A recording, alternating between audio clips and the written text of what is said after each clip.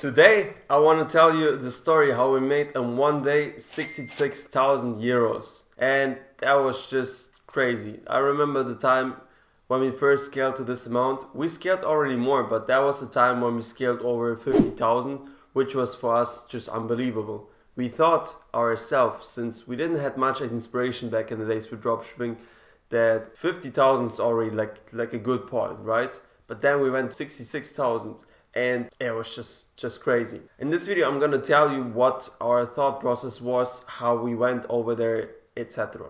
So when we saw this product, what I'm gonna show you afterwards how we did the product research. But when we saw the product and we tested it with the Facebook ads, the return on investment was around maybe 4 or 5. But one of my employees told me that the ad creative looks kind of, I don't know, like some of my employees are testing differently. Right, so I give them kind of a guide, but I give them also freedom of how to do that. And I saw that first the pricing was not on point. We sold shoes and the pricing was just too low. Even though we got many sales, we thought we had experience with selling shoes and the price was kind of too low. So we put the pricing up, and also we just found another product that had similar pictures, but the pictures were better. The background picture was blurred and all of that. So when we did the change, the return on investment went from 5, 6 to like a 9, 10. And that's where we knew we can scale it up to that amount. When we were scaling, obviously the return on investment fell down, but it doesn't matter because in the end, like from those 66,000 on this day, I think we had at least 25% profit margin, which is huge. So how we did the product research, we basically went to AliExpress, we typed in shoes for men, and we just looked for the pictures that look good. So for example, I know that some guys sold those shoes, right? And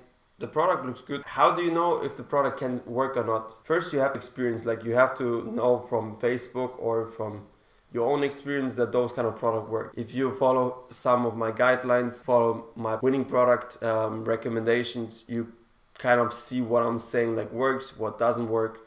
So I definitely know this product works. Then you have to see that the picture itself looks good. So for here you can see, for example, that the shoes are positioned in a really nice angle. The background picture is blurred, and basically they look very simple, even though they have this like little thing that makes them kind of stand out. So it's like a perfect mix to test it, especially for men. Like you need to have a viral product, especially in a niche that is suited for the mainstream, but overall is still more made that the normal man can wear. So yeah, that's a strategy. Like you don't want to use pictures that have white background where gym seems too silly.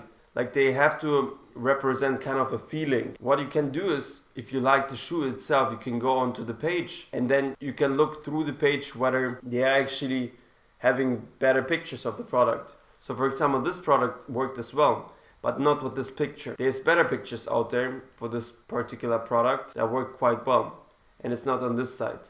Here they have also represented the brand, which could be useful, but it's not very useful in general. For example, this product has worked, but with another picture. And that's basically how you want to go about it. What else is important to say to the strategy?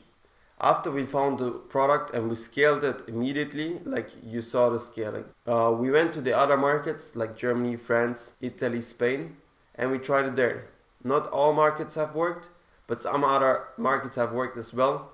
We couldn't scale this particular product up to this amount, but still we made a lot of money on the other market. So that's what I'm saying the whole time, like just test in one market, and if it works you can expand into the other. Like there's also a chance and there's also strategies out there, and we have done it also for quite a while, that we're testing the same product in 2 markets just to see maybe one market performs good and the other don't. But honestly, I'm thinking that if one product works in one market, or let's say it doesn't work in one market, it probably also won't work in another market, since many people who are doing dropshipping, they're kind of following my strategy, and if they find a winning product, they try to scale it in multiple places. Some don't use it, but I'm always vulnerable of seeing people who are actually using the exact same strategy of mine, since I've been teaching this kind of strategy for the last 3 years. So now if you want to be successful with dropshipping, you gotta do this, and on top of that, you gotta test the product different channels like TikTok, Snapchat, Pinterest,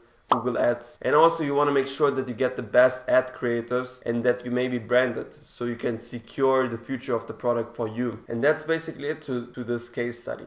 If you like this and you want me to go more in detail about different products that we scaled and how much money we made in the past of different stores, let me know in the comment section down below. You gotta make sure that you subscribe to the channel, that you like the video and hit the bell button. And with that being said, see you in the next video.